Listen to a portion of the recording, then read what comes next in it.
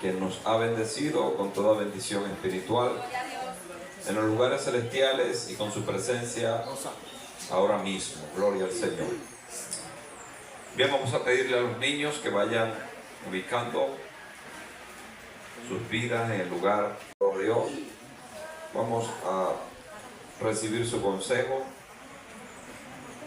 que es su palabra, que es buena y para siempre sostiene a los creyentes. Gloria al Señor. Que Dios continúe bendiciendo a la comunidad de los lanceros. Que por todos lados el Señor le envía mensajeros. Hemos tenido nuestros hermanos de la iglesia misionera, cristiana misionera, tuvieron una actividad desde el día miércoles bendiciendo a esta comunidad con pies de tierras ajenas a nosotros, hermanos que han venido a hacer misión. Y gloria al Señor, que Dios los bendiga y se hayan sentido usados por el Señor para todas estas buenas obras, que es anunciar el Evangelio al necesitado. Gloria al Señor. Nosotros entonces, que ya lo hemos recibido, si nos estamos fortaleciendo en el Señor, en el poder de sus fuerzas, vamos a Filipenses, en ese capítulo 4, vamos a leer el verso 8, el verso 9, gloria al Señor Jesús, hasta el verso 11, vamos a tomar dos de esta otra parte,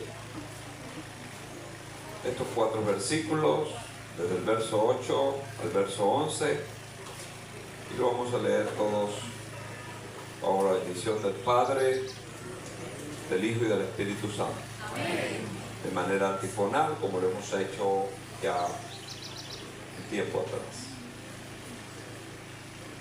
Por lo demás, hermanos, todo lo que es verdadero, todo lo honesto, todo lo justo, todo lo puro, todo lo amable, todo lo que es de buen nombre, si hay virtud alguna, si algo digno de alabanza, en esto pensad. Lo que aprendisteis y recibisteis y oísteis y visteis en mí, esto haced, y el Dios de paz estará con vosotros. En gran manera me gocé en el Señor de que ya al fin habéis revivido vuestro cuidado de mí, de lo cual también estabais solícitos, pero os faltaba la oportunidad. No lo digo porque tenga escasez, pues he aprendido a contentarme, cualquiera sea mi situación. Que la paz de Dios repose sobre nosotros hoy, mañana y siempre, y su palabra sea recibida en nuestros corazones. Y el pueblo de Dios dice: amén. Aleluya. Gloria al Señor.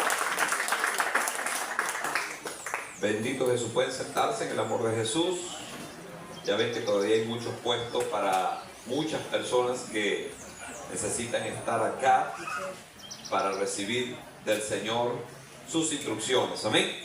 Así que nosotros hoy tenemos este privilegio, esta bendición de ir en búsqueda de los que todavía no conocen del Señor. Y nosotros somos los voceros autorizados, legalizados, y tenemos este deber de comunicar el Evangelio a toda nuestra ciudadanía.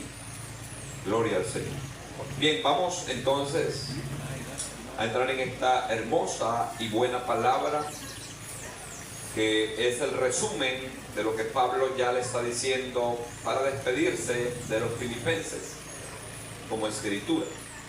Hablábamos el domingo pasado acerca de la paz que sobrepasa todo entendimiento. La paz sobrepasa todo entendimiento. Ahora hay un entender el cual nosotros debemos tener. Es un entender de los nuevos códigos de Dios, la forma en que Dios se ha manifestado y se manifiesta. Entonces hoy quiero hablarle acerca de nuestra manera de pensar. Gloria al nombre de Jesús. ¿Cómo se llama el tema? Nuestra manera de pensar. Nuestra manera de pensar. Gloria al Señor. Nosotros, aunque tenemos libre albedrío, Y aunque estamos bajo el señorío de Cristo, que es absoluto, no debiéramos ejercer nuestro libre albedrío, debiéramos estar siempre rendidos al señorío de Él. Solo que es bien complejo y Dios mismo lo entiende, al punto de que nos da a discreción que tomemos decisiones en esa libertad y en ese silencio que Él hace. Pero acá, si pueden ver, que al finalizar, o mejor dicho, antes de entrar en lo que Pablo está diciendo acerca del pensamiento, acerca de lo que se vio en él y él hizo, él lo pone acá como un verbo de una manera imperativa. Es una fracción última del texto que está en un imperativo, es una orden, está establecido así. En la parte final del verso 8 dice: en esto pensad, en esto pensad. Gloria al Señor. Ya muchos saben que la parte central del ser humano es la mente, porque ahí está el alma, que es el ser humano en sí. Y si esta parte está dañada, las emociones, por ende, están dañadas. La voluntad, por ende, también está dañada. ¿Por qué ponemos la mente como principal? Porque es donde llega todo. Donde llega, y si no llega, tan extraordinaria es la mente que lo fabrica. ¿Están viendo cómo es el asunto? Claro está, la gran mayoría de estas culturas, que como no somos tan dados a la meditación, y somos una cultura que arrastra una gran historia de muchos pueblos, nuestra forma de pensar por lo general está condicionada, está predispuesta. Y hay muchos asuntos que hacen que esa predisposición se mantenga. La cultura de manera general, luego la cultura de manera familiar, y como que si eso fuera poco, la cultura de manera personal. Lo que a alguien le venga en gana pensar y reñirse de esa forma y manera. La mente es un ente vivo, por eso está en el alma, y la mente, si está dañada, todo lo demás está dañado. Porque la mente, el corazón y el vientre tienen una extraordinaria conexión, al punto de que yo sitúo, según los estudios que he hecho y he recibido de grandes hombres de Dios, no son pensamientos míos. Sencillamente, sí, había mucho material para escoger y estudiar, y me pareció oportuno, según lo que conozco, que el ser humano, el alma como tal, la parte inmaterial, radica en todo el cuerpo, pero se acentúa primero en la mente, luego en el corazón y por último en el vientre. Es allí donde el alma hace sus más profundos eventos o manifestación, empezando por la mente, que es la parte principal del ser humano, que es la cabeza. De hecho, están así en la figura bíblica, que ¿quién es nuestra cabeza? Cristo Jesús. Si usted ve por allí algún ministerio, alguna organización diciendo que fulano de tal es la cabeza de la iglesia, eso es una apostasía, eso es una herejía. Algunos se equivocan y dicen: el pastor es la cabeza de la iglesia. No, tampoco. Ni siquiera de la manera local. No. La cabeza de nosotros es el Señor Jesucristo. Nosotros somos instrumentos de turno, que nos ha tocado el privilegio de servirle a Dios en este tiempo. Antes que nosotros fueron otros, y vendrán después de nosotros muchos más. Pero la cabeza es inamovible. Y gloria a Dios que la cabeza es nuestro Señor Jesucristo. Porque el enemigo sabe que el Señor Jesucristo, cuando vino a la tierra de manera física y estuvo acá palpable, visible, tocable, Él sencillamente se mantuvo vertical con Dios, cultivando los pensamientos que del Padre fluyeron. Por eso logró gran victoria en su vida, logró los objetivos con creces, y aquí estamos nosotros, resultado de esa forma de pensar y de vivir de nuestro Señor Jesucristo. Nos toca ahora a nosotros nuestro turno, por eso debemos cuidar bien lo que estamos pensando, lo que pensamos. Si usted hace un resumen de su vida, de seguro, usted hace un resumen de su vida y quizás puede entrar y lucubrar quizás 10 años atrás, 20 años atrás, depende de su memoria, de su mente, hasta donde usted pueda llegar. Algunos tenemos recuerdos desde la infancia que nos marcaron, bien sea para bien o para mal, solo que ahora en Cristo todo se convirtió para bien. Amén. Pero no vamos a negar esa realidad, que es posible que alguien tenga centrado un trauma del pasado, vio, oyó o recibió algún tipo de experiencia nociva, fuerte, que como tenía una mente tan enclenque, una mente tan sutil, tan débil, absorbió eso. Por eso dicen los países donde están los países organizados, donde hay leyes que se respetan, que los niños no deben estar expuestos a ciertos materiales y a ciertos documentales o a ciertos asuntos que se televisan, porque son pensamientos muy pesados. Lamentablemente, por la abundancia de información y por esto llamado las redes sociales, el bombardeo ahora se triplicó, se multiplicó. No creo que haya forma de minimizarlo. Ha crecido el bombardeo a la mente a través de todas las formas y maneras, al punto de que se habla, y el boom es la inteligencia artificial, la IA, la inteligencia artificial que fue creada por el hombre. Pero resulta que cuando el hombre crea algo y no toma en cuenta a Dios, o le da mucha beligerancia y autoridad a eso sobre su cabeza, se convierte en un problema. Y usted ve que la inteligencia artificial debiera ser al hombre más inteligente, ¿sí o no? Debiera ser lo más inteligente, pero ¿qué lo está haciendo? Ya lo dijo la hermana, más bruto. Lo está haciendo más dependiente, al punto de que usted mismo y yo mismo, de tanto usar quizás el celular, nos dicen 4 más 4, buscamos la calculadora. Pero 4 más 4, muchachos, pero ya va. Porque ya estamos condicionados por eso. Entonces esto está absorbiendo la mente, está absorbiendo la voluntad y está mecanizando a los hombres. Que el mecanismo que el hombre dispone, en el que se maneja, es lo que estos hombres y mujeres han plasmado en este tipo de ciencia, que es, como lo dije, la ciencia artificial o inteligencia artificial. ¿Dónde se encuentra la inteligencia? Precisamente en la mente. Por eso es que los celulares y todos los dispositivos tecnológicos y de comunicación, todos vienen bajo el diseño o siguen un patrón, que es el patrón de la mente. ¿Sabían ustedes eso? Creo que lo saben de sobra. Nosotros, como neuronas, somos seres extraordinariamente descriptibles e indescriptibles en algunos puntos, porque entramos en la parte inmaterial que solamente conoce Dios. Pero el cerebro, esta cosa tan pequeña en comparación a otras partes del cuerpo, es algo extraordinario.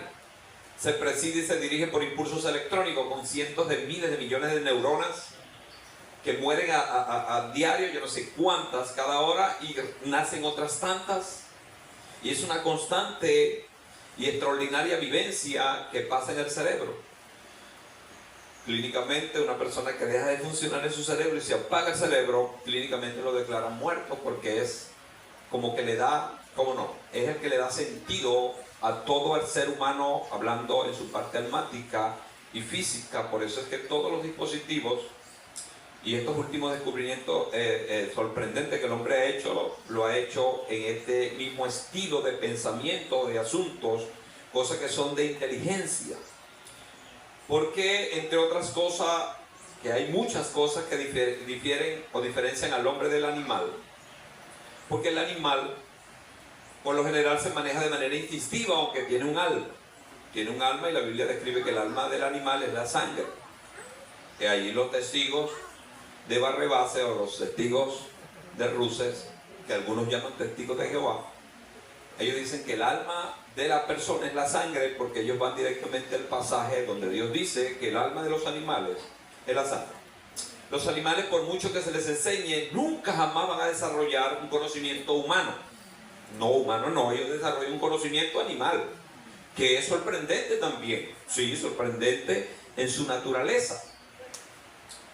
¿Los perros tienen una forma de comunicarse? ¿Usan teléfono? Pero un día de esto, si sigue así el hombre, porque dice el hombre que la cultura popular dice que el mejor amigo del hombre es el perro, y en verdad no es así. El mejor amigo del hombre es Jesucristo, amén. Aleluya.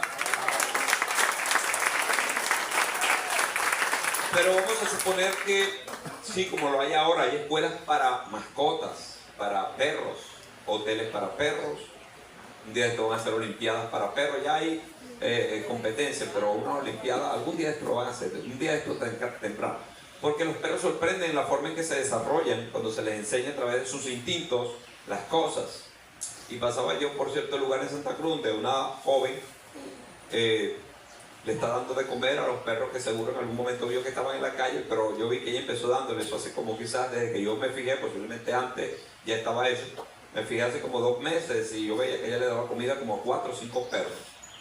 Cuando pasé con mi esposa el día viernes, ayer mismo, después que salimos del ayuno por acá, yo conté como más de 12 perros. ¿Quién le dijo a ese poco de perros que ahí le van a dar comida? Uno fue y le dijo a otro, y el otro dijo, allá, y ahí están. Que no entendemos la forma en que se comunican, pero ellos se comunican. Tienen su inteligencia, no es inteligencia artificial, es inteligencia perruna. Inteligencia natural. Entonces, sorprendente, pero nunca jamás podrán desarrollar la inteligencia que tenemos nosotros. La inteligencia que tenemos nosotros. Dice que el hombre es el único animal que piensa y sabe que piensa. Ahora el hombre se sorprende, y de los animales que sorprenden en ver la psique que tiene en la mente, sus recuerdos, porque la gran mayoría tiene hasta cerebro como nosotros, biológicamente hablando. En el chimpancé han puesto varios animales, por ejemplo, ponen una oveja delante de un espejo y la oveja, macho o hembra, va en búsqueda de, en este caso si pone un macho, se golpea contra el vidrio y lo quiebra. Porque él reconoce que esa imagen que le está dando el vidrio, ¿quién es? Otro. Él no se reconoce a sí mismo. Pero hicieron el experimento con un chimpancé, unos monos, y el mono al principio se sintió curioso y empezó a echarle mano, pero de repente empezó a ver y empezó a hacer así. Cuando él movía, se movía allá. Movía esto y se movía allá. Se empezó a rascar, se empezó a ver la cara, empezó a ver los dientes, entonces él empezó a reconocer que esa imagen que estaba en el vidrio no era otro, era él. Entonces se empiezan a desarrollar. No le estoy diciendo que tengan bien y crean la teoría de la evolución, que venimos de los chimpancés, sino que de los animales que sorprenden, está ese y está otros, muchos que no tengo el tiempo para decir, el poco pensamiento, la capacidad de conocer que ellos puedan tener. Uno de los sorprendentes tipo ave, y no es por casualidad que está en la Biblia, es los cuervos. Los cuervos son animales también inteligentes que cuando se le pone la comida de manera oculta, ellos buscan la manera. Por ejemplo, si se le pone un tubo donde ellos no pueden meter el pico y tú le das una palanca, un pedacito de palo, ellos agarran el palo con el pico, meten el palito por el tubo y tiran la comida por el otro lado y ahí se la comen. Que él enseñó a esos animales a usar instrumentos. Si el hombre es el que usa herramientas e instrumentos, son conocimientos que están en la naturaleza. De hecho, todo lo que el hombre desarrolla y hace, lo hace siguiendo los modelos de la naturaleza, incluso esto de la tecnología que nos sorprende, siguiendo el cerebro, siguiendo esta capacidad que tenemos de hacer cosas y todas llegan a la mente o de la mente se ejecutan, se establecen y se realizan. ¿Cuál es el pensamiento de una persona? Así va a ser la persona. Así se va a mover la persona. Por eso usted y yo debemos siempre decir, Señor, ayúdame a pensar como tú piensas. Ayúdame a hacer como tú haces. Siempre dígalo, porque el enemigo está siempre en la disposición de poner nuestra mente en una horma. Que pensemos, por ejemplo, si usted viene de una familia de personas derrotadas en el sentido de que nunca nadie en esa familia tuvo nada por sí mismo. Usted tiene recuerdo de la casa en la que siempre ha vivido, que ha sido una casa de alquiler o una casa de alguien. Nunca ha tenido una casa propia, y cuando hace un recuento histórico, quizás una generación o dos, se da cuenta de que viene en ese formato. Y que cuando usted va a luchar para cambiar ese formato, hay como pensamiento que te dice, no, casa, eso es más difícil, y ahorita más, y esto y aquello. Y empiezan a formatear tu mente para que siga pensando que no vas a tener las cosas que los que fueron antes que ti no tuvieron. Y empiezan a condicionar. Por ejemplo, sucede mucho cuando la gente llega al Señor, al camino del Evangelio, que algunos piensan que no van a poder hacer nada para Dios, que no van a poder servirle a Dios como Él pide, como Él demanda, como Él quiere. No, eso es muy difícil. Si dice que es muy difícil, está creando ese pensamiento. Y así se va a mover. Va a haber dificultades por todos lados, porque la mente es una cosa extraordinaria. La mente piensa y luego se fabrica. Por eso es que cuando las personas empiezan a hablar de fantasmas y de experiencia con muertos, como así lo llaman, espíritus o cosas, la gente que está súper, ultra atemorizada, tiene mucho miedo a las cosas que no domina, las cosas que son etéreas. Entonces, ¿de dónde vinieron ese tipo de cosas? De formatos antiguos y de pensamientos que ellos empezaron a poner en su cabeza. Yo siempre tuve un tío que fue el que nos trató de inculcar algunas cosas buenas, tales como la agricultura y otras tantas, pero también la brujería. Y este hombre era ultra super místico, para todo era un ritual, una cosa, en todo veía un espíritu, en todo veía una cosa. Y era porque sencillamente ya su mente, Satanás la había condicionado para eso. Y todo veía algo extraño. Pero cuando estaba con mi papá o con otras personas que no tenían esta tendencia, era diferente. Ellos hablaban, mi papá siempre hablaba de diseño, de cosas, de hacer cosas. Era un experto dibujante y hacía su dibujo, su boceto, y luego fabricaba las cosas de concreto, de madera, de metales. Y yo veía la diferencia, solo que no sabía qué absorberme, porque tenía una mente de unos 8, 9 años, y en aquel tiempo un niño de esa edad no desarrolla mayores conocimientos, porque no estamos en este tiempo que ahora un niño de esa edad tiene un conocimiento o puede accesar a muchos conocimientos a través de las redes sociales y a través de los instrumentos que hoy existen. Lo cierto es que usted y yo somos hoy producto de nuestro pensamiento. Producto de nuestro pensamiento. Como la Biblia sabe esto de sobra, que la mente del ser humano es muy importante, Dios ha entregado, ha establecido formas y maneras de mantenernos en el pensamiento de Él, de mantenernos en lo que Él ha revelado de sí mismo. Y la forma de hacerlo es viendo lo que Él dijo, leyendo lo que Él dijo, oyendo lo que Él dijo y meditando en eso. Usted tiene que meditar en la palabra que recibe de parte de Dios. Usted tiene en algún momento de la semana, en algún momento del día, un momento de meditación en la palabra del Señor. Amén. Si no lo tiene, esta es parte de la disciplina cristiana, tienes que hacerlo, porque si no lo haces, el enemigo va a poner sus propios pensamientos y vas a meditar en tantas cosas que se sugieren y que existen, que no va a haber espacio para meditar en la palabra de Dios. Responsabilidad de todo el que recibe la palabra. Una vez que la recibe, tiene que meditarla. Amén. ¿Cuál es el mejor momento para meditar en las cosas que recibimos? Por lo general es en La mañana.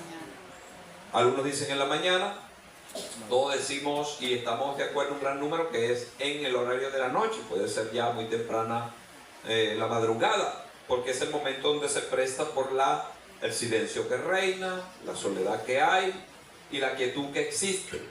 Dios creó la noche, entre otras cosas, después que durmamos o antes de dormir, después de despertarnos, para meditar en la palabra. Si meditamos en la palabra, ¿qué es meditar en la palabra? Es imaginarnos la palabra, es hacer que nuestra mente sea absorbida por la palabra. Y quien no hace ese ejercicio tiene un alma raquítica. Raquítica del mundo espiritual, pero del mundo de todas las cosas que existen, ya está lleno. Porque tan complejos somos que no es necesario que usted desarrolle un pensamiento al salir de la barriga, al nacer. E incluso puede desarrollar un pensamiento nocivo y contrario estando en la barriga. Más complejo el asunto. Porque siempre decíamos, al salir es que el niño, los 5 primeros años de vida es donde se forma, es su formato de las cosas básicas en las cuales él siempre se va a mover. Algunos rompen esas formas porque hay seres extraordinarios, pero en línea general casi siempre es así. Pero resulta y acontece que los pensamientos y el formato de algunas personas no se fraguan los primeros 5 años de vida, se fraguan en el vientre de la madre. Por eso ya es sabida en varias ciencias que tratan a la familia, que es bueno que el hombre, la mujer, cuando la mujer se embaraza, deben empezarle a hablar cosas positivas y de bendición a sus hijos. Deben hacerlo. Porque primero y principal, como ellos son autoridad sobre ese niño, ellos fueron los que lo procrearon. Procrear, porque Dios está en el asunto. Entonces, en esa procreación y esa gestación, que es la que me estoy refiriendo ahora, en la gestación, esos 9 meses que debe tener el niño en el vientre de la madre, ahí está recibiendo formatos y asuntos que le van a servir para su vida. Una madre que lamentablemente, por eso es que la generación en la que yo vivo, la generación en la que yo me muevo, mi edad y en la que estoy precediendo, esta generación fue muy golpeada. ¿Por qué? Porque por lo general el machismo en nuestra cultura imperaba. Y una mujer embarazada, el hombre siempre la abandonaba porque el hombre es más instintivo, animal y es más carnal. El hombre no puede esperar que la mujer salga del embarazo. Incluso hay varias prácticas locas que el hombre ha inventado para seguir usando a la esposa aunque le falte una semana para dar a luz. Entonces, si las mujeres por XY, cansadas por la barriga, por los múltiples líquidos que se empiezan a mover, el cambio de hormonas, no sé, el cambio de carácter, muchas cosas que suceden, que a algunas le da, en este tiempo se expresa y tiene una forma de llamar esa anomalía, esa afección, pero en aquellos tiempos, 20 años atrás, 30 años atrás, 40 años atrás, 50 años atrás, no. Entonces, que es que la esposa al salir embarazada siente rechazo hacia el esposo. Siente rechazo hacia el esposo. Si huele al esposo que anda por ahí, empieza a vomitar y ¡vete de aquí! Y se ponen como amargados, pero eso es cambio de hormona, un cambio de... No recuerdo ahora la palabra específica, pero es una anomalía. Depresión postparto o preparto, porque todavía no parí. Pero por ahí va el asunto, algo así. Lo cierto es que entonces el hombre aprovecha esa licencia y dice, ¡ahí voy, vecina! Sí, le voy a decir, yo conozco de esta generación que estoy precediendo. Este hombre me dice, yo tengo 3 hijos de 23 años. ¿Y cómo? ¿Cómo él paró trillizos? No. Lo que pasa es que mi mujer salió embarazada y como no me atendía, yo fui por allá y tengo 3. Y cada vez que salía embarazada, mire, tengo varios casos de esa anomalía, de esta generación que estoy precediendo, que no tenía amor, sino que eran muy sinvergüenzas, porque no tiene otra palabra para que alguien no tenga la responsabilidad, porque el tener un hijo es una responsabilidad. Entonces imagínense esa dama que sabe que, incluso como muchas lo han entendido y no son engañadas, saben que su esposo anda por allí medio loco y que viene siempre de hondo, perfumes de mujeres y anda por ahí, no, que me queden que mi mamá, llama a la mamá, no, nunca ha estado aquí. O si la mamá dice, me voy a decir, sí, él se quedó aquí. Entonces la vecina le dice, no se quedó nada ahí. Yo oí la conversación, no se quedó nada. Estaba en que Petra, la manduca, estaba lejos de por ahí. Lo cierto es que entonces esa mujer comienza con una amargura ahora extra por parte del rechazo que sentía por cambio de hormona, cosa que se puede lidiar con eso, pero no todo el mundo sabe lidiar. Entonces ella empieza con una amargura y empieza a marcar a su niño. Y ahora le tengo un niño desgraciado. Y tengo un hijo. ¿Y contra quién va eso? ¿Contra quién conspira eso? Contra el niño. Contra el niño. Por eso es que la mayoría de esa generación, cuando iban a algo que tenía que ver con lo social, que es la escuela, no pasaban de sexto grado porque se sentían abrumados, se sentían que no eran parte, se sentían cohibidos, se sentían introvertidos, se sentían que le habían robado parte de su vida. No sabían articular palabras porque es una condición mental que le pusieron, pensamientos que los marcaron, que lamentablemente le dañaron, porque el enemigo, que el Señor lo reprenda siempre, él es experto en hacer que la gente tenga una forma de pensamiento contraria a Dios. Y si se la forja desde la infancia, es bien compleja. Por eso es que la gran mayoría de la gente de nuestra cultura, de los países, de los estados andinos, es bien difícil recibir el evangelio, porque ellos dicen que ellos son católicos, apostólicos y hasta romanos. Así pero ¿por qué crees tú? ¿Tú sabes de dónde salió? No, mi padre, mi papá me lo dice, mi cura. Yo le dice. El cura es el que dice y eso es así. Entonces va repitiendo y no le dan capacidad de pensamiento, sino que absorben un pensamiento. Así de complejo es el asunto. La gran mayoría que medita dice, ven acá, ¿por qué yo creo en esto? Y empieza a buscar por sí mismo, se da cuenta que fue un pensamiento infundado, impuesto, que tiene en la mente, que ni siquiera cuando él evalúa las evidencias y busca algún tipo de información, se da cuenta de que no es así el asunto. Por eso nos toca a nosotros predicar el evangelio, porque el evangelio es luz y alumbra lo que están en tinieblas, que estos pensamientos son pensamientos de tinieblas, porque todo lo que aleja al hombre de Dios viene de las tinieblas, porque todo fue condicionado por Dios para que el hombre se acerque a él. Si lo está desviando, lo está confundiendo, está poniendo ideas raras acerca de Dios, entonces no procede de Dios ese pensamiento. Todo esto lo digo para que tengamos una idea general de lo que quiero hablarle, que es de nuestra mente, de la mente que tenemos. Ahora, para nosotros es bien complejo el asunto, porque aparte de que nuestra mente ya de por sí es bien compleja, ahora nosotros tenemos, gracias a Dios, un dispositivo que nosotros ahora tenemos la mente ¿de quién? De Cristo. Tenemos la mente de Cristo. Tenemos nuestra propia mente y tenemos la mente de Cristo. Te pregunto yo a ti, me pregunto a mí mismo, ¿cuál es la mente que tú usas más? Sin duda alguna nuestra mente, porque es la que la tenemos a la orden del día. Pero ¿cuál es la mente que debiéramos usar más? La de Cristo. Porque no hierra, no falla y no se va a equivocar. Ya está instalada en nosotros, nos pide la mente de Cristo, ya la tenemos. Pero ¿cuáles serán los pensamientos del Señor? Aquí están todos los pensamientos del Señor. Escrito por más de 40 personas, por un periodo de más de 1600 años, y no se contradice de Génesis hasta Apocalipsis. Es una línea que revela la esencia del Dios del cielo. Por eso debemos sacar tiempo para saber los pensamientos de Dios y ceñirnos a ellos. Algunos van a ser afables y van a entrar fácil en nuestra mente, otros van a ser difíciles y tenemos que disponerlo con disciplina y con entrega.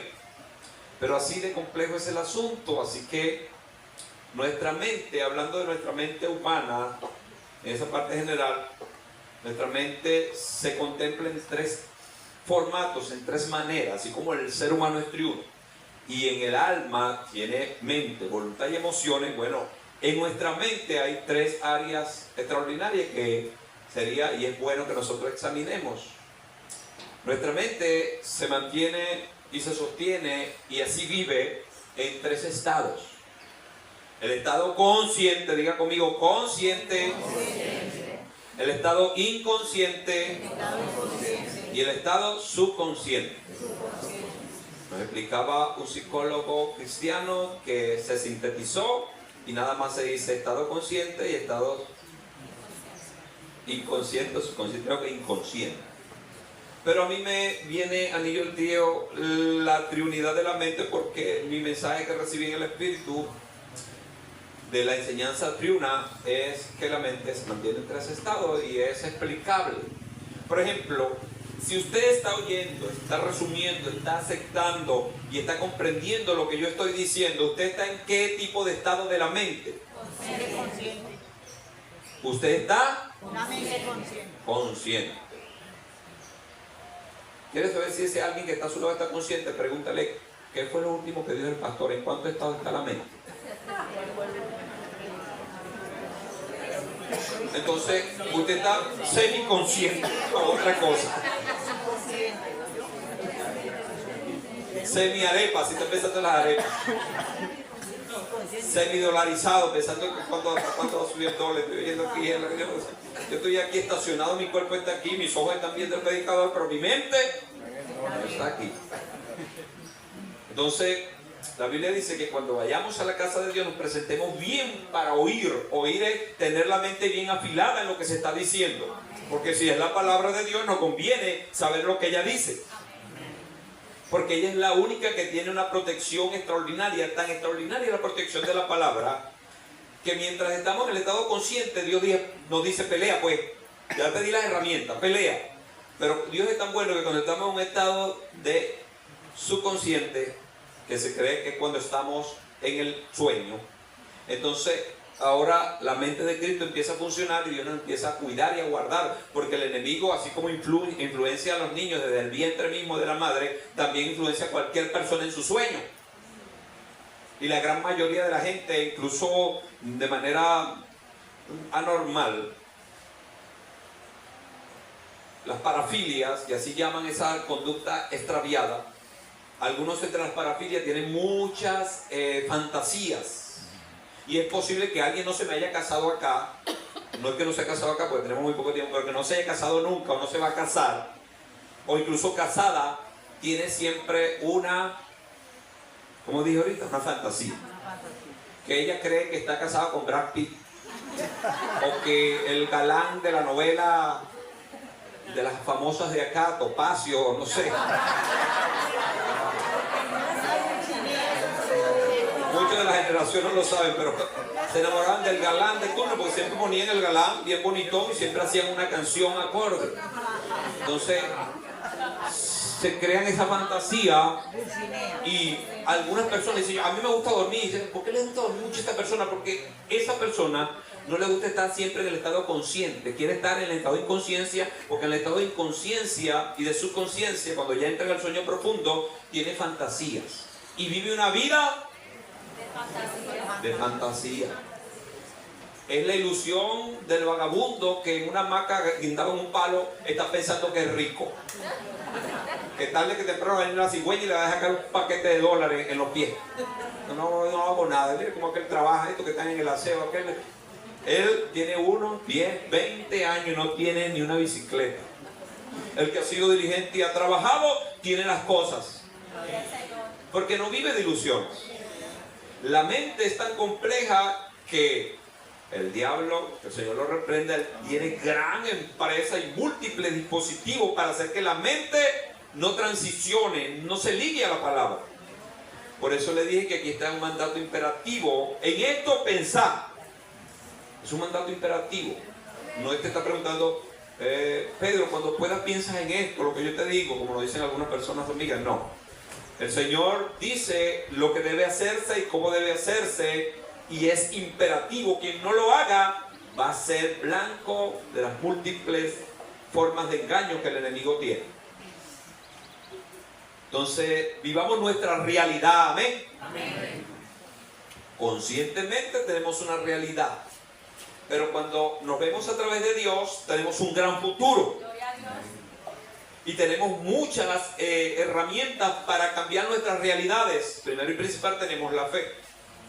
Y otras tantas herramientas, la misma escritura, todo lo que Dios ha creado son herramientas para que nosotros vayamos moldeando nuestro pensamiento al pensamiento de Dios.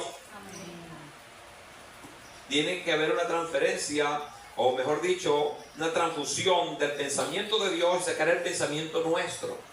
Como se hace transfusiones de sangre, así por un lado entra la sangre buena a las personas que dialicen, por otro lado salen las cosas que no son bien. Entonces así debe hacerse siempre que usted se acerque a la palabra, usted se conecta y la palabra tiene que regir sus pensamientos. Tiene que regir mi pensamiento. Entonces, en el estado de conciencia, nosotros debemos presentarnos siempre ante Dios como seres reales y vivos.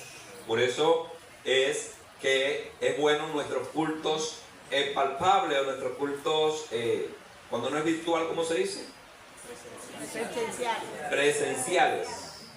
Nuestros cultos presenciales, algunos se quedaron con el formato del COVID y les vino bien estando en interiores, sentados en sus camas, conectados con una campaña, viendo allí, haciendo lo que le da la gana, atienden al teléfono, beben agua, van para el baño, y yo estoy en mi iglesia. ¿Cuál es la iglesia? La iglesia de la cama. No, pero en la esquina de tu casa hay una iglesia. Oye, no, esos hermanos ahí andan hediondos. Lo presencial no quiere porque demanda un esfuerzo, demanda un sí y un no con Alexis, demanda una vivencia. Ahora, ¿cuál es el modelo bíblico? ¿El presencial o el fantasial, que sería el presencial? Jesucristo dijo, y Jesucristo lo sabe todo, pudo haber dicho: se van a reunir delante de bolas de fuego, y entonces ¡ay, un televisor! No. Sí, Dios bendice las redes y usa todo lo que tenga que usar, pero cada ser humano que pisa la tierra tiene que hacer vida cristiana en conjunto con otros. Tiene que estar de acuerdo. Es más, hay un principio que sí, estando lejos se puede, pero qué mejor que estando cerca. Jesucristo dijo: si 2 o 3 se ponen de acuerdo sobre la tierra y piden algo a mi Padre, yo lo haré. Amén. Habla de esa presencia, habla de esa coinonía, habla de ese soporte que nos debemos tener unos a otros en la vivencia del cristiano. Entonces, es así el asunto. Nosotros, en el estado consciente, debemos hacer las cosas que nos traen gran beneficio. Consciente, se crea una conciencia.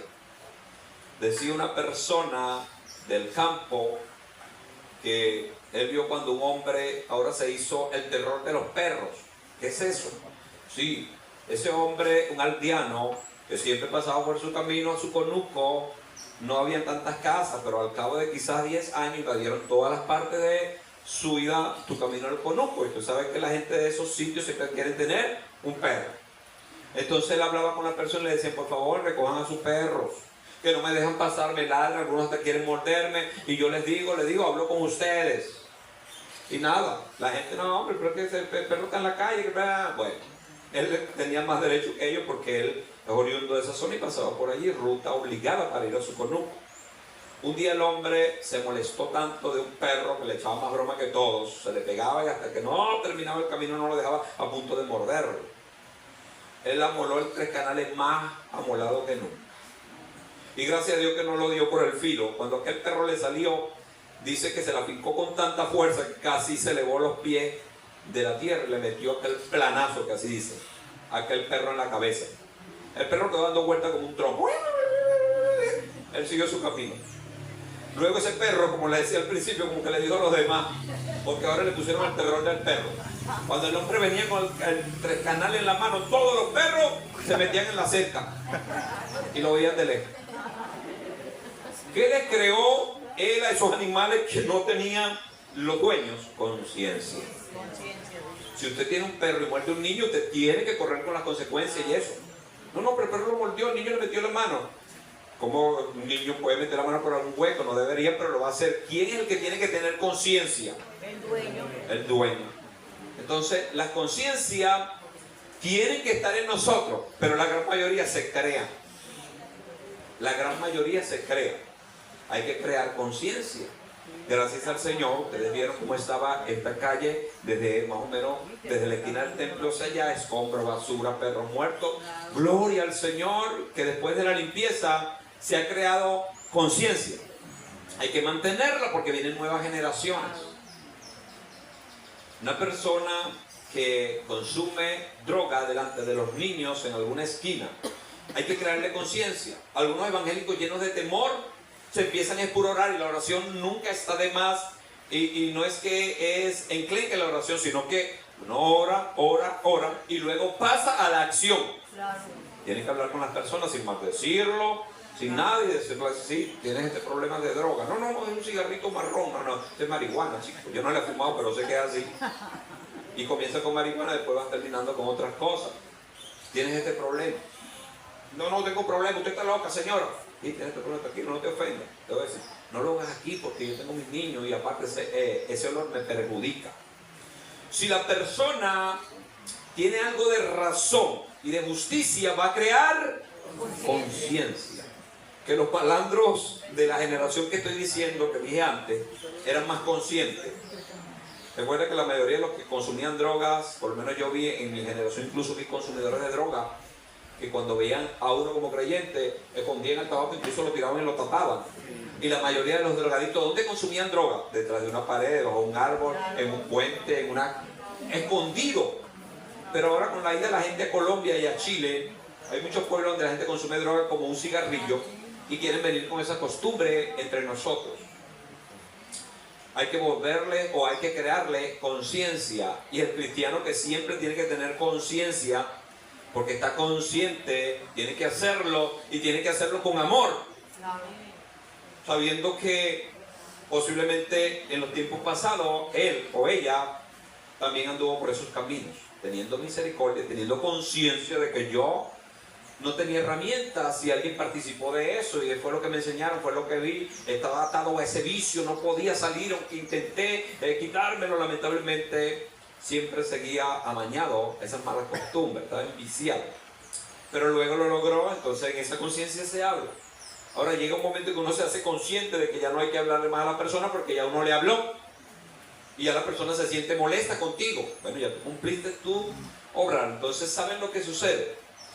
Que si usted sigue orando después de haber dado este segundo paso de la oración, de ir a abordar a las personas y con mucho amor hacerle entender que lo que está haciendo no está bien, bien sea ventas de droga, bien sea cantidades de cosas que me las reservo para no hablarlas acá, pero que suceden. Entonces, si usted lo hizo así, usted ora a Dios y ahí sí va a entrar en acción Dios.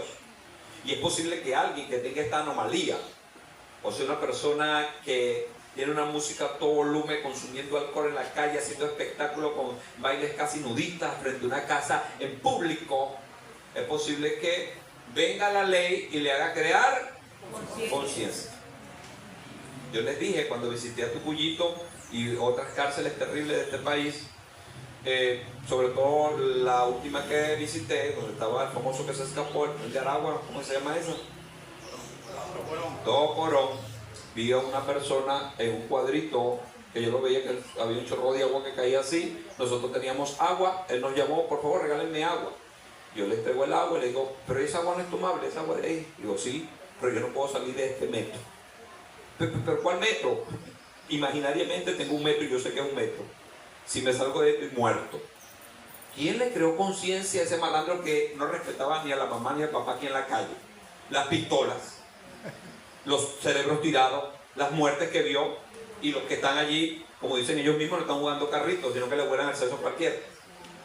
Entonces, ¿cómo se le crea una conciencia a un hombre de esa manera? De manera brusca y terrible.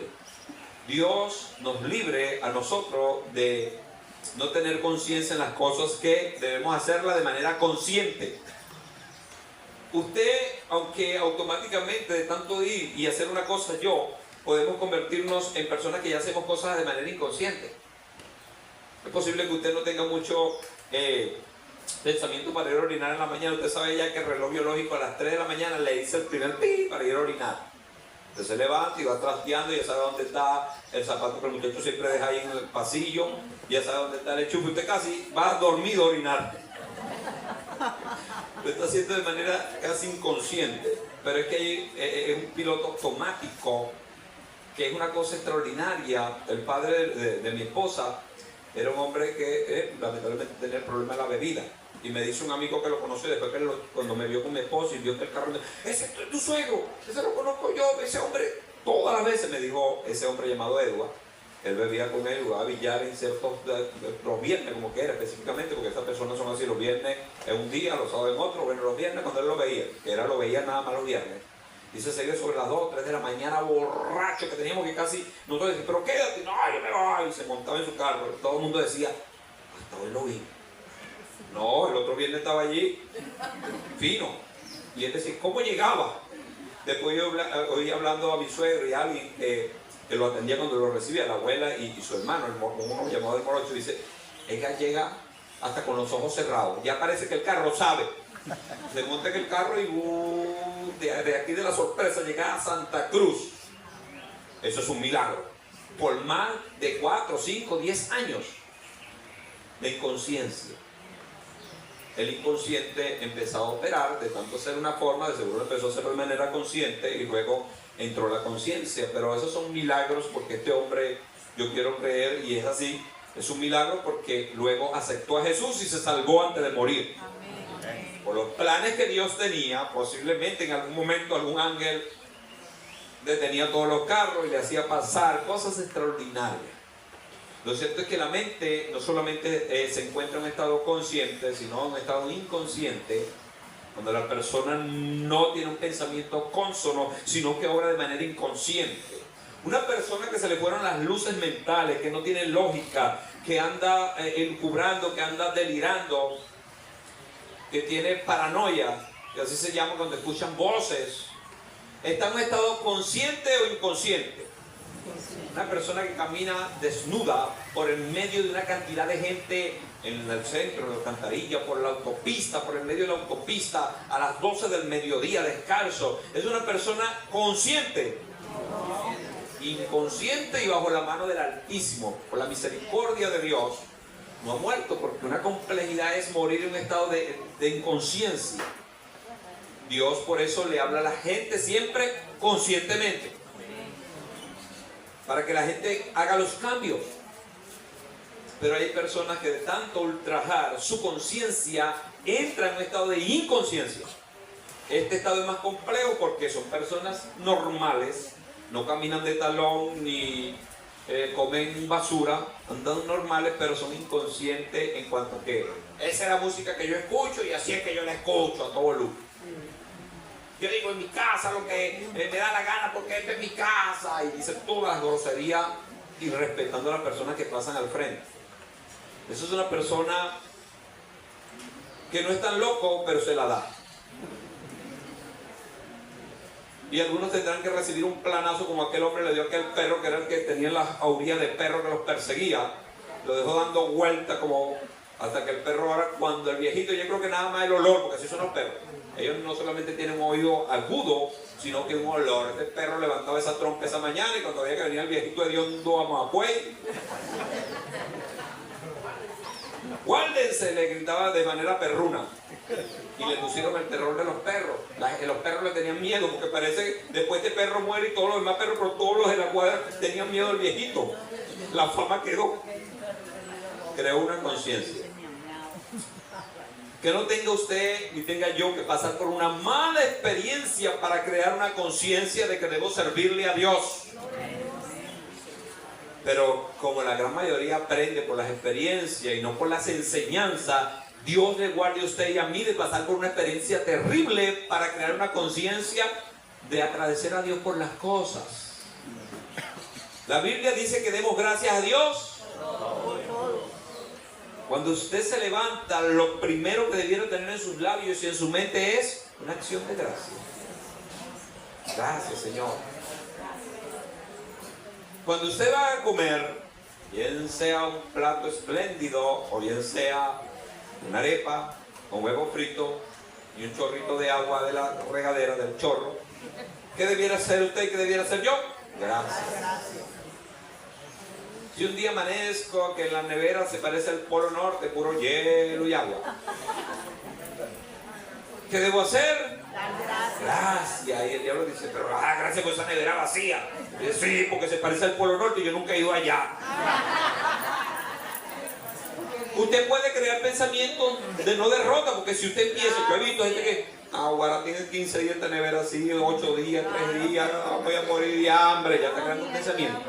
De una nevera vacía se crea ahora no una buena conciencia, sino que ahora me voy a morir de hambre. Mis hijos no me aman, se olvidaron de mí, fulano no viene, espérense. Y empieza a crear una matiz de pensamiento de derrota. Y luego, ¿cuál es el pensamiento? Es la persona.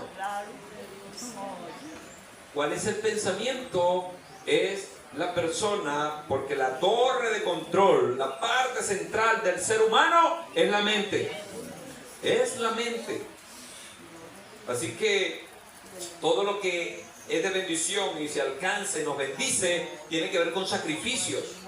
Sacrificios.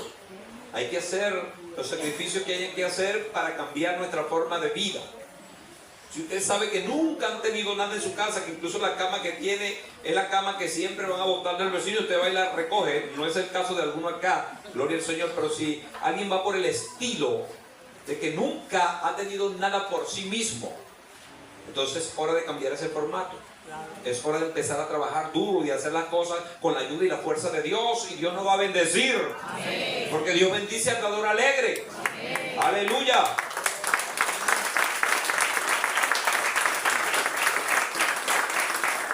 Es una experiencia que algunos no hemos tenido, posiblemente tendremos, y algunos deben tener acá. Con tener un carro nuevecito de paquete, como dice, que te entreguen el switch, que es tuyo, tú lo pagaste, los papeles a tu nombre. Cuando, ¿saben? Dice algunas personas, lo he visto de algunas personas, cuando tú te sientas en el volante de ese carro que es tuyo, nuevecito, te dan las llaves, vienen los papeles, tu nombre en los papeles, sientes una satisfacción de que lograste algo. Ese pensamiento no lo tiene todo el mundo, es un logro del esfuerzo que esa persona hizo, de los sacrificios. Vaya usted a terminar de pensar lo que se hace para adquirir las cosas. Igualmente, cuando alguien recibe una casa de paquetico que trabajó para ella, la pagó, se la entregaron amoblada, el switch, la llave, perdón, de la casa y los papeles de la casa, y usted se sienta, dicen algunos que han recibido esta experiencia, se sienta en el sillón de la sala, en el sofá, se quitan los zapatos y respiran profundo y ven el nombre en los papeles de su casa, que era como él siempre la soñó, los colores que siempre soñó, lo que él siempre quiso. Siente una satisfacción tan extraordinaria y se crea un pensamiento de que lo logré gracias a Dios. Y este pensamiento es bueno, pero es un pensamiento que es a través de los sacrificios, a través de muchas cosas que ese hombre y esa mujer hizo y dijo. Últimamente yo le estaba echando broma a alguien cuando estaban las colas más fuertes, que se están volviendo a poner de las bombonas, y alguien me dijo, wow, ya te vas. Y yo llevaba mi bombona. Y me dice, parece que como cuando uno se graduó, que le entregan el diploma, cuando sale con la bombona uno sale contento. A donde hemos llegado nosotros. 500 colas peleando, fulano y perencejo, el otro se metió, el otro se colió. Cuando tú por fin tienes la bombona, la levantas de 100 metros, está full. Y te vas rápido, vaya a ser que diga, mira, esa no es la bombona tuya.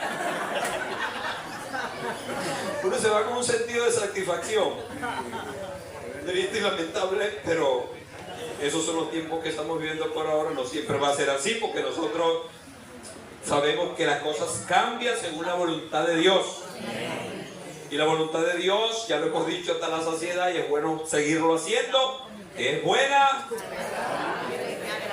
y perfecta. O sea que si algo te molesta hoy y no está bien hoy, si tú le sirves y amas a Dios, Dios lo va a cambiar. Pero lo primero que Dios va a cambiar es nuestra mente, porque Dios le va a dar un carro nuevo a una gente que ni siquiera ha valorado una bicicleta vieja que tiene. No. Así es el asunto. Dios nos va condicionando nuestra mente y nos va dando conforme a eso, al punto de que se entiende, según toda la revelación de Dios en la palabra, que el día que usted y a mí nos manden a buscar, nosotros estamos bien conscientes para dónde vamos. Amén. ¿O no? Amén. Por eso nos sentamos por años en la iglesia, por eso estudiamos la palabra, cantamos, por eso amamos a Dios. Triste de aquel que no creó conciencia, que cuando le toque el momento de marchar, tiene y esgrime el miedo. El miedo es lo contrario a la fe, a la veracidad, a lo claro. Quien tiene duda anda a medias, anda ambiguo, anda a medias tintas, tiene pensamientos cortados y extraños. Por eso es que cada vez que Dios cuenta con el pueblo, le digo, ¿por qué claudicáis? En este caso, hablando de Josué, que es el primero que lo aborda de este tipo. Antes lo había hecho el mismo Moisés, ahora Josué, sus capítulos por allá 14 o 15, habla de eso, pero ¿por qué claudicar estos pensamientos? Elías también aborda al pueblo con esta temática. ¿Por qué tenéis dos pensamientos? No, a nosotros nos conviene tener un solo pensamiento, que es el pensamiento de Dios. Amén. Y para eso se enseña, se canta, se hacen muchas cosas acorde a eso, para que tengamos un pensamiento cónsono de que nosotros no somos de esta tierra, que nosotros somos peregrinos y extranjeros.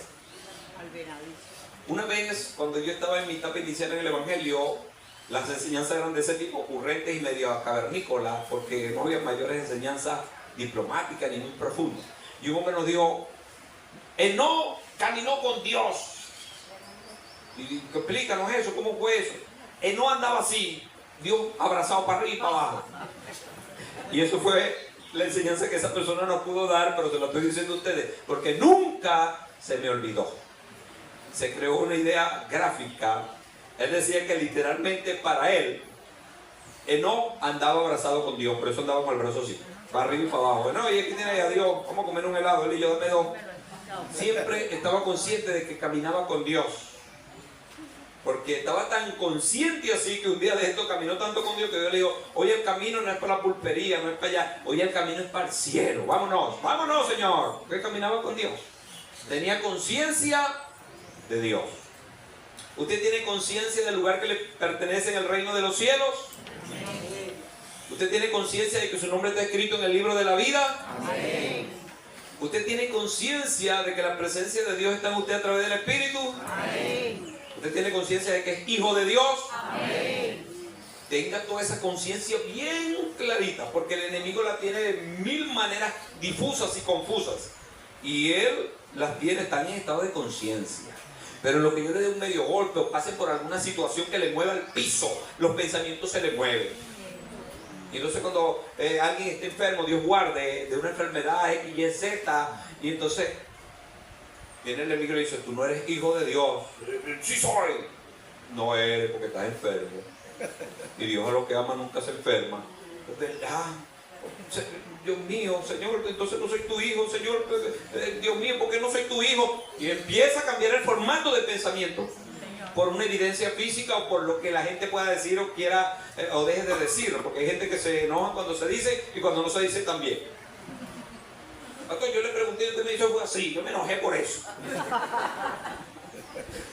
Sí, mire, de todos. Dios nos guarde de tener una conciencia extraña acerca de Dios, porque Dios quiere que tengamos una conciencia clarita y precisa acerca de Él. Y saben, algo extraordinario que le pasó a Job. A Job le pasó que su experiencia le hizo ahora ver a Dios. Él de oía la enseñanza, leía la enseñanza, recibía la enseñanza, aplicaba la enseñanza, pero no tenía una vivencia personal con Dios. Al punto de que en lo poco que se nos revela de lo que él hacía, podemos ver que había ciertas anomalías, aunque según ese contexto era justo y no es incuestionable ese decreto que Dios hace de él. Pero cuando él dice que ofrecía sacrificio todos los días por sus hijos, se paraba de mañana muy, como quien dice, muy afanado por eso, era porque él no confiaba completa y absolutamente en Dios, sino en sus sacrificios. Como algunas personas dicen: voy a orar, pero no he ayunado, no puedo, perdón, voy a ir a predicar, pero como no he ayunado 7 días, Daniel, no te puedo acompañar a la cárcel, tengo que ayunar. Pero ya va, primero y principal, que ese es un mandato de manera general, predicar. Y está bien ayunar y orar, pero siempre la misma excusa. Quiere decir que entonces no confías en Dios, sino en lo que tú puedas hacer para Dios. Que Dios le reveló a un hombre que oraba por los enfermos y se sanaba, y un día oró y nadie se sanó, y el hombre se molestó: Dios mío, ¿qué pasa? Me vas a dar vergüenza, hoy no voy a sanar a nadie, ¿acaso el que sana eres tú? Soy yo. Entonces así somos los hombres, nos apoderamos de cosas y Dios, para crearnos conciencia, nos da, y la gente contenta con lo que nos da, luego nos quita y vamos a ver si está contenta con lo que le quita. Que Dios nos ayude, sea cual sea nuestra situación, a tener conciencia de que Dios está en su trono y lo que ha dicho es sencillamente una verdad. El enemigo no va a querer que esto suceda. Para resumir lo que decía de Job, bueno, al final de la prueba de Job, que es lo que él dice, que debemos resumirlo y entenderlo así, que él había oído de Dios de lejos, pero ahora lo había visto con sus ojos. Amén. Una cosa es que te den cuenta de algo, de aquello y de lo otro. Otra cosa es cuando tú estés allá. Por eso no saca muchas ilusiones cuando alguien te esté mandando a buscar de cierto lugar. Vente que aquí fluye leche y miel, vente que aquí no va a faltar nada, vente, vente, vente. La gente se hace una idea tipo fantasiosa de aquel lugar. Y cuando llega allá lo que hay es hueso, cabeza. ¿Y dónde está la bonanza que tú dices? Bueno, yo te lo dije por fe. Me sentía solo, aquí solo, tú eres mi amigo, chico. Cada vez que salgo por ese 500 malandros que hay que atravesar en Nueva York, ponme contigo, voy más seguro. Como yo sé que tú corres menos que yo, al primero que voy a agarrar a ti. Se lo digo de manera jocosa, pero así está sucediendo, que mucha gente se está viviendo con una ilusión que le vendieron y crean una imagen bonita de un lugar. Mejor, cuando sea de un lugar que usted no sabe cómo no lo conoce, espérese lo más difícil de ese lugar. Por ejemplo, diga, voy a llegar a un lugar donde nadie me va a recibir, mínimo voy a dormir en el suelo. Posiblemente no tener... Piense en estas posibilidades, no necesariamente que así le va a suceder, pero vaya con esta preparación, porque si usted va como Caperucita Caperucita Roja por el campo silbando una canción, ahí está el loro feroz con sus tremendos colmillos.